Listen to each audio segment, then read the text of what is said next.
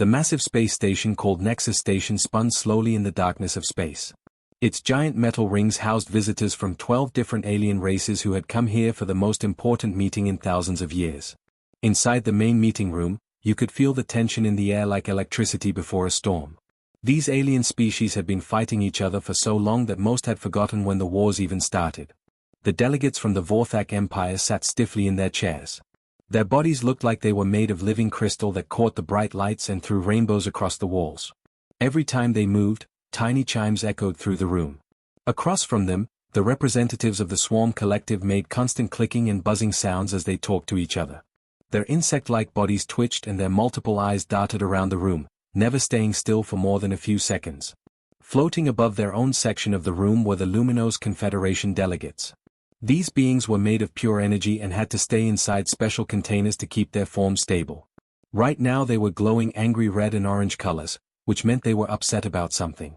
In the corner, the depth dwellers stayed inside their mobile water tanks. Bubbles constantly rose from their breathing apparatus as they watched the proceedings with their large, dark eyes. In the middle of all these impressive and frightening alien races sat a small table with 5 humans. They looked almost out of place among all the exotic creatures surrounding them. Their leader was Ambassador Jinwoo Park, a middle-aged man with graying hair who wore a simple dark suit.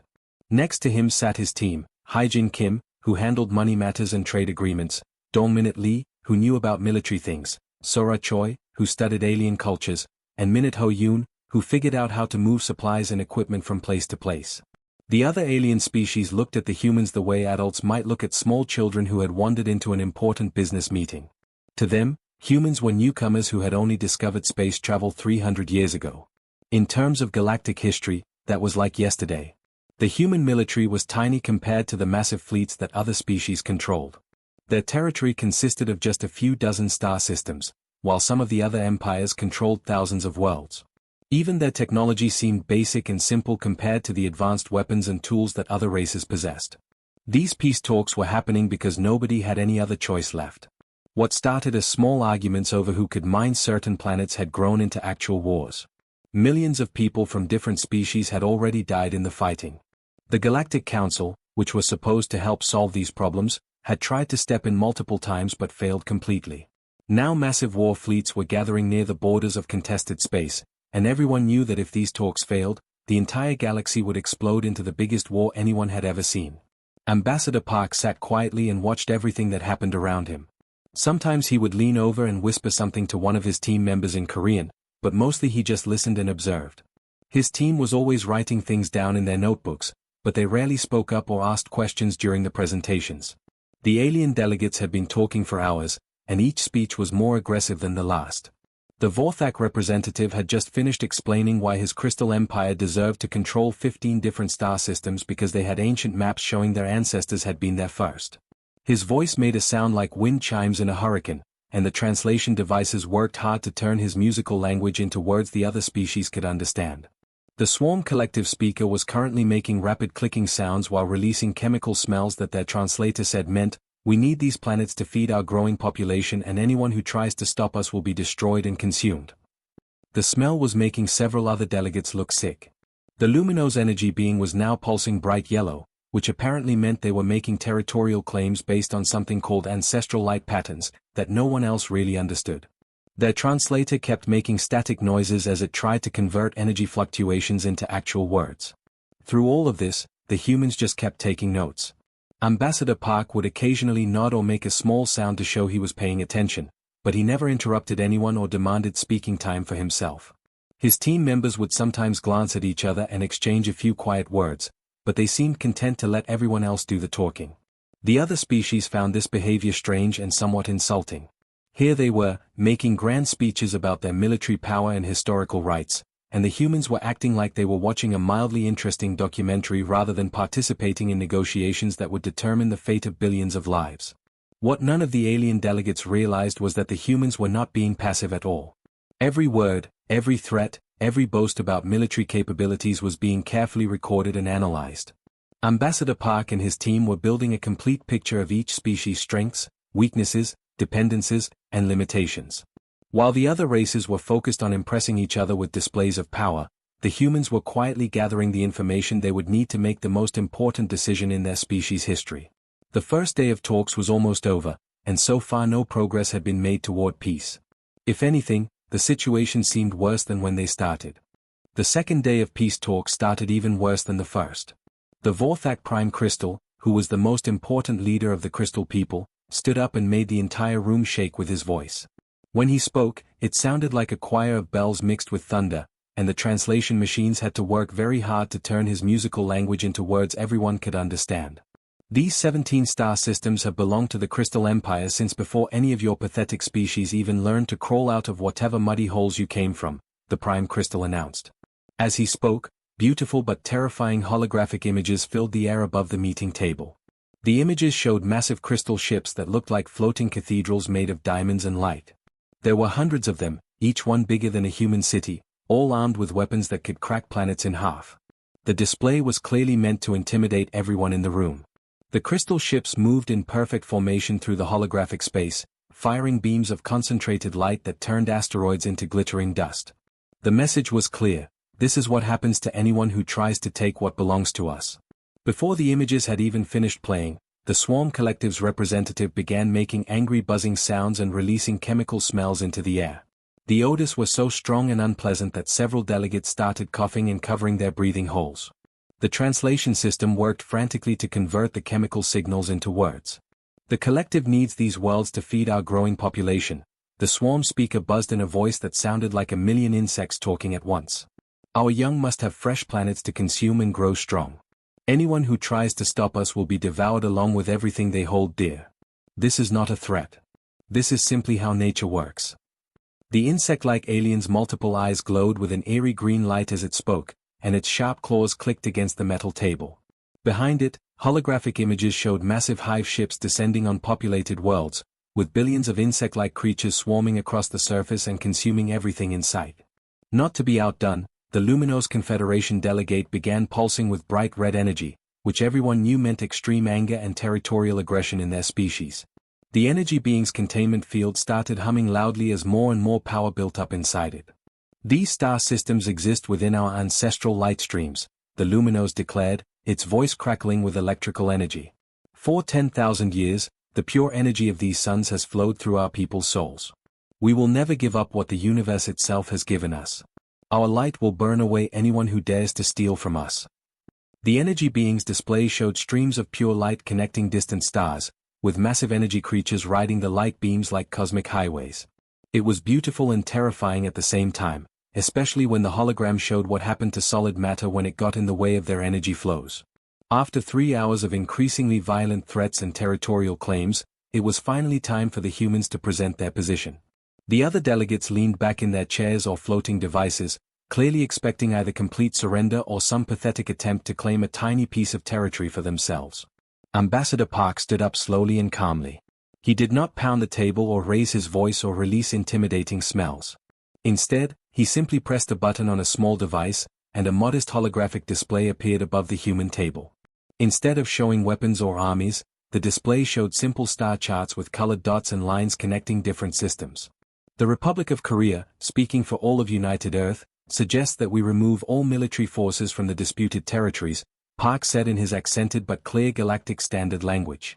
His voice was quiet and steady, completely different from the booming threats that had filled the room all morning. We think it would be better to create neutral zones where no one has military control.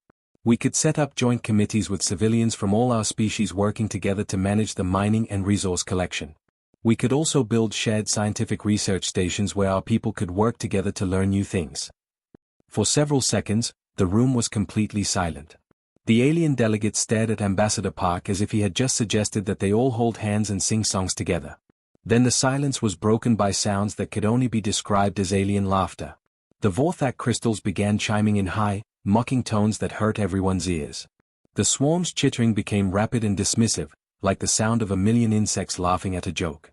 The luminos pulsed with colors that meant amusement and contempt. Even the normally quiet depth dwellers released streams of bubbles that their translators said meant they found something very funny. The naive dreams of children who have never seen real war, the Prime Crystal declared, his voice dripping with scorn. Your proposal shows all the military understanding of a newly hatched larva. Do you really think the universe works on friendship and cooperation? The other delegates nodded or made their species equivalent of agreement. To them, the human proposal was proof that these newcomers had no understanding of how galactic politics really worked. You took what you could take and held onto it with superior firepower. That was how the universe had always worked, and how it would always work. But then something interesting happened. Hyjin Kim, the human economic advisor, leaned forward slightly and asked a question in her polite, professional voice. Excuse me, but could you help me understand something? How exactly do you plan to maintain military forces across 17 different star systems at the same time? I'm curious about the logistics of moving supplies and troops across such distances. The question seemed so innocent and technical that several delegates answered without thinking about it. They started explaining their supply chains, fuel requirements, troop rotation schedules, and maintenance needs. The humans took careful notes throughout these explanations, their faces showing nothing but polite interest and professional curiosity. What none of the aliens realized was that they were providing detailed intelligence about their military capabilities to the very species they had just finished mocking. By the third day of the peace talks, the meeting room had turned into something that looked more like a war council than a diplomatic gathering. The alien delegates were no longer even pretending to negotiate. Instead, they were competing to see who could make the most terrifying threats and demands. The depth dwellers, who had been mostly quiet during the first 2 days, suddenly became very talkative about their military capabilities. Their representative, a large creature that looked like a cross between a jellyfish and an octopus, floated in its water tank and spoke in bubbling, gurgling sounds that made everyone else uncomfortable. Our thermal weapons can boil entire oceans, the depth dweller declared through its translator. We have done this before to worlds that refused our reasonable demands. The screams of billions of dying creatures create beautiful music that our young ones love to hear. Any planet with large bodies of water becomes our weapon when we choose to use it. The creature's tank began glowing with an eerie blue light as it showed holographic images of planets covered in boiling seas. Steam rose from the images, and you could almost hear the sound of all that water turning to deadly vapor. Not to be outdone, the swarm representative began describing their feeding habits in graphic detail. Consuming entire populations is not cruel, the insect creature buzzed with obvious pleasure. It is natural and necessary for our species to grow strong. We have eaten the people of 47 different worlds, and each one made us more powerful. The colonies in the disputed territories have such healthy, well-fed populations. They will make excellent nutrition for our next generation of warriors. The swarm's holographic display showed billions of insect-like creatures swarming over cities and farmlands, devouring everything in their path. The images were so realistic that several delegates looked away in disgust. The Vorthak Prime Crystal was not going to let anyone outdo his threats. His crystalline body began glowing brighter as he activated new holographic displays. "Behold our latest planet-cracking weapons," he announced with obvious pride. "These beauties can split a world in half with a single focused beam. We have tested them on 17 uninhabited planets, and the results were magnificent. Each crack creates beautiful crystal formations as the planet's core crystallizes and shatters." The holographic display showed massive crystal ships firing beams of concentrated energy at planets. The worlds split apart like eggs, their molten cores turning into glittering crystal formations that looked almost pretty until you remembered that billions of people would die if such weapons were used on inhabited worlds. What was supposed to be a peace conference had turned into a competition of who could make the most horrible threats. The Luminos demanded complete control over the energy output of 7 entire star systems, claiming they would drain the suns dry if anyone tried to stop them. The Vorthak wanted 12 worlds that they said belonged to them based on ancient maps that might have been thousands of years old. The swarm insisted on what they called harvesting rights, which meant they wanted permission to eat the populations of any colonies they conquered. The smaller alien species, who controlled only a few planets each, began forming desperate alliances with each other. They whispered in corners and made secret deals, trying to figure out how to survive when the big empires went to war. Some of them even started making their own threats, claiming they had secret weapons or powerful allies that would help them if fighting broke out. Through all of this chaos and intimidation, the 5 humans sat quietly at their table and continued writing in their notebooks. By now, their note-taking had become so extensive that they were filling entire pages with information. But instead of looking scared or impressed by all the threats, they seemed more interested than ever. Dong-Minute Lee, the military analyst, would occasionally raise his hand politely and ask questions that seemed completely innocent. "Excuse me," he would say, "but when you move your crystal fleets between star systems, how many support ships do you need for fuel and supplies?" Or I'm curious about how you coordinate attacks across multiple planets at the same time. Do you use quantum communication systems? Sora Choi, the cultural expert, asked about things like alliance structures and historical agreements. Have your species worked together in previous wars? How do you divide conquered territory among allies? What happens when your different military styles don't work well together? Minute Ho Yoon, the logistics coordinator, was most interested in supply chains and resource management. How do you transport enough food and equipment to support armies across multiple star systems? Where do you get the raw materials to build your weapons? How long can your fleets operate far from your home worlds? The alien delegates were so caught up in showing off their military power that they answered these questions eagerly and in great detail. They seemed to think that the humans were asking because they were impressed or scared, and wanted to understand just how hopeless their situation was. None of them realized that they were providing detailed intelligence about their military capabilities, weaknesses, and limitations to the very species they were trying to intimidate. As the third day came to an end, the threats reached a new level of seriousness. The Vorthak Prime Crystal stood up and made his voice echo through the entire station. "We have been patient enough," he declared. "All species present will accept our territorial claims within 24 standard hours, or you will face the full power of the crystalline storm. Our fleets are already moving into position. This is your final warning." The other major powers immediately began making their own ultimatums. The swarm gave everyone 18 hours to accept their demands. The Luminos set a deadline of 36 hours. The Depth Dwellers announced they would begin boiling oceans in exactly 2 days if their conditions were not met. Nexus Station security forces went to maximum alert as several delegations began sending coded messages to their home fleets. The space around the station filled with ships as each species called for military backup. Through it all, the humans just kept writing in their notebooks, as if they were students attending a very interesting but ultimately harmless lecture. On the morning of the 4th day, something unexpected happened. Ambassador Park stood up and politely asked if he could speak to everyone in the assembly. The alien delegates looked at each other with barely hidden impatience and amusement. After 3 days of listening to threats and ultimatums, they were expecting the humans to either beg for mercy or offer to surrender all their territory in exchange for being left alone. The Vorthak Prime Crystal made a sound like wind chimes, laughing. "Very well, little human. Tell us what pathetic concessions your species is prepared to make to avoid annihilation." The swarm representative clicked its mandibles together in what passed for cruel laughter among its people. "Yes, let us hear how you plan to save your tiny empire from being consumed." Ambassador Park simply nodded politely and pressed several buttons on his portable computer device.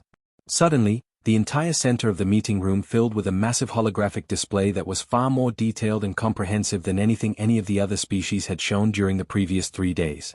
But this display was not showing weapons or battle fleets or conquered territories.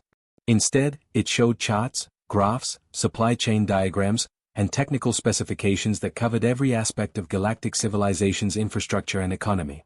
The information was so detailed and precise that several delegates immediately began studying it with growing concern. The Vorthak Crystal Fleet currently operates 847 active warships spread across 12 different sectors of space.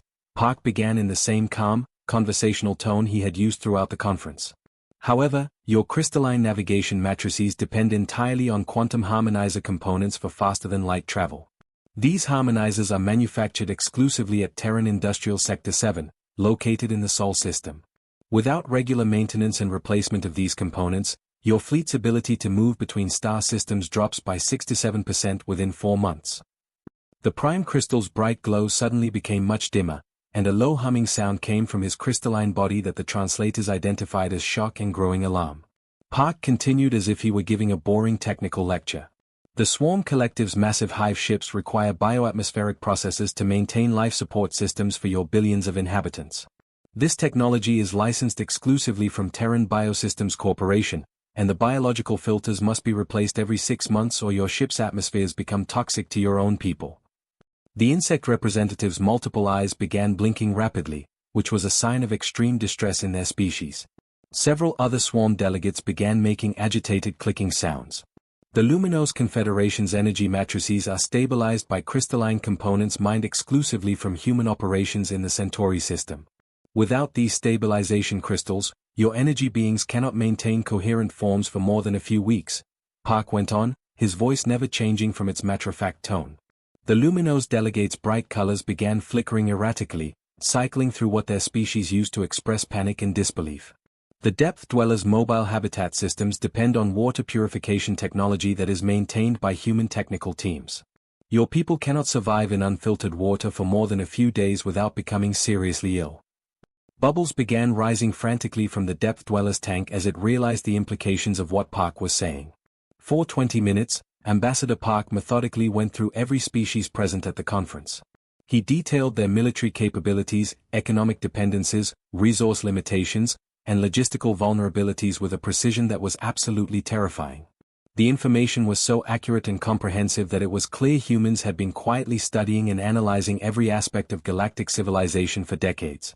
The alien delegates sat in stunned silence as they realized that while they had been focused on territorial expansion and military conquest, humans had been quietly making themselves indispensable to the basic functioning of galactic society. Every major empire depended on human technology, human resources, human manufacturing, or human services for critical aspects of their civilization.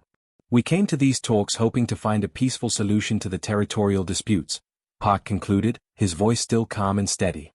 Instead, you have made it very clear that you prefer the certainty of war to the uncertainty of cooperation. You would rather threaten and intimidate than negotiate and compromise. Therefore, the Republic of Korea, acting as the official representative of United Earth and all human colonies, formally withdraws from all territorial disputes and invokes humanity's ancient right to civilizational isolation.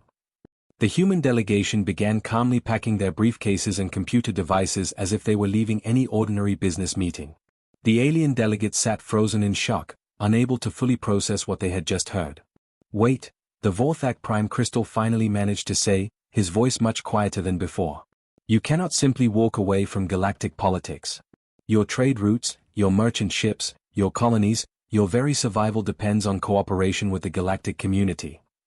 Ambassador Park paused while closing his briefcase and looked directly at the crystal being. No, he replied in a voice that was quiet but absolutely certain. Yours does. Humanity will be closing all borders to galactic traffic within 72 hours. All human merchant vessels are being recalled to Earth space immediately. All existing trade agreements are hereby suspended indefinitely. All military cooperation pacts are terminated. Any vessel attempting to enter human territory will be politely but firmly turned away. There will be no exceptions to this policy. Park picked up his briefcase and walked toward the exit, followed by his 4 team members. They moved with the calm dignity of people who had made a difficult but necessary decision and were completely at peace with the consequences. You are making a terrible mistake, the swarm representative buzzed frantically. The galaxy will unite against you for this insult. Park stopped at the doorway and turned back one final time. The galaxy has had 3 days to unite for peace. You chose war instead. Now you can have it without us. The human transport ship departed Nexus Station exactly 1 hour later. Behind them, they left a conference room full of alien species who had spent 3 days threatening to destroy each other, only to discover that they had actually been threatening to destroy the foundation that kept their entire civilization functioning. Within just a few hours after the human transport ship left Nexus Station, emergency alarms began sounding across the galaxy. It started slowly, with individual companies and government agencies running routine checks on their supply systems and trade agreements. But as the reports came back, a pattern of disaster began to emerge that no one had seen coming. The first signs of trouble appeared in the Vorthak Empire's military command centers. Crystal Fleet commanders were reviewing their operational readiness when they discovered something that made their crystalline hearts skip beats. Their mighty warships, which had been threatening to crack planets just hours earlier, were starting to show warning signals in their navigation systems. Sir, we're detecting harmonic instabilities in the quantum matrices of our entire fleet, a junior crystal officer reported to his commander. Without the regular maintenance from human technical teams, our faster-than-light drives will begin failing within weeks. The commander's glow dimmed as the full implications hit him. The Vorthak Empire controlled hundreds of worlds across dozens of star systems. If their ships could not travel between systems, their empire would collapse into isolated fragments, each one defenseless against local threats. At the same time, panic was spreading through the massive hive ships of the Swarm Collective. Bioengineers were discovering that their atmospheric processes, which kept billions of insect-like creatures alive in the artificial environments of their ships, were already showing signs of degradation. The biological filters are failing faster than predicted, one engineer buzzed frantically to the Swarm leadership. Without human-manufactured replacement components, our life support systems will become toxic to our own people within 6 months. Our population will suffocate in the very air we breathe. The Luminous Confederation was facing its own crisis. Their energy beings, who had seemed so powerful and intimidating during the peace talks, were discovering that they could not maintain their coherent forms without the stabilization crystals that only human mining operations could provide efficiently. Our essence matrices are destabilizing, the Confederation's scientists reported. Without the human crystals, we will lose molecular cohesion and dissolve back into random energy patterns. Our civilization will literally fade away. But the crisis went far deeper than just military and technological dependencies. As the hours passed, economists and analysts across the galaxy began to understand the true scope of the catastrophe that was unfolding. For centuries, human merchants had served as neutral traders between species that hated each other too much to deal directly. The proud Vorthak would never lower themselves to trade with the disgusting swarm, but they were perfectly willing to sell their crystal technology to human traders who would then sell it to the swarm in exchange for rare biological compounds. The swarm would never negotiate with the energy beings of the Luminous Confederation, but they had no problem dealing with human intermediaries who could convert their products into forms that energy beings could use. Now, with human traders disappearing from shipping lanes across the galaxy, these vital trade networks were collapsing. Species that had depended on each other's products for generations suddenly found themselves cut off from essential supplies. Human banks had been facilitating currency exchanges between civilizations that used completely different economic systems. The Vorthak dealt in crystallized light patterns, the swarm used biological energy units, and the Luminous traded in pure energy quantities. Human financial institutions had developed complex systems for converting these incompatible currencies, allowing galactic trade to function smoothly. Without human banks, species could no longer afford to buy from each other even if they wanted to. Their money was literally worthless outside their own territories. Human diplomatic services had been quietly mediating hundreds of smaller conflicts that other species barely knew about. When two minor civilizations had a dispute over mining rights or trade routes, they often turned to human diplomats who were seen as neutral and trustworthy. These small conflicts had been prevented from growing into larger wars by human intervention. Now, with human diplomatic channels going silent, these small disputes were starting to explode into violence as species had no neutral parties to help them resolve their differences peacefully. Even more critically, human agricultural worlds had been feeding 17 different alien species whose own food production systems had become dependent on human-supplied fertilizers, farming equipment, and agricultural techniques. Many of these species had devoted so much of their resources to military expansion that they had neglected their own food security. Within days of humanity's withdrawal, famine began spreading across multiple civilizations as food shipments from human worlds simply stopped arriving. Industrial planets that had been manufacturing weapons and starships for the threatened war found their factories shutting down as supplies of rare earth elements from human mining operations dried up. The very war machines that the alien species had been so proud of during the peace talks were becoming useless hunks of metal without human-supplied materials. Desperate messages began flooding communication networks as species tried to contact human authorities. But every attempt to reach Earth or any human colony met with the same polite but inflexible automated response. The Republic of Korea and United Earth are temporarily unavailable for galactic affairs. Please direct all inquiries to your local diplomatic archives. Human space had become completely dark and silent. No signals came from any human world. No human ships appeared on any shipping routes. Reconnaissance probes sent to investigate human territory were met by automated defense systems that politely but firmly escorted them away from human borders. The species that had spent 3 days at Nexus Station threatening to destroy each other over territorial disputes now faced a much more immediate problem, figuring out how to keep their own civilizations functioning without the human foundation they had taken completely for granted. On Earth, in a quiet office in Seoul, Ambassador Jinwoo Park sat reading intelligence reports about the rapidly deteriorating situation across the galaxy. His assistant, Minute Ho Yoon, entered with the latest summary of desperate communications from alien governments. Sir, the Vorthak Empire is requesting immediate emergency negotiations, Yoon reported.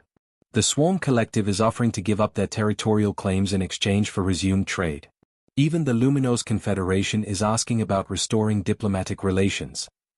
Park looked up from his reading with a thoughtful expression. Are any of them actually talking about peace negotiations? Or are they just trying to get their supply chains working again? Still just trying to restore their logistics and trade relationships, sir.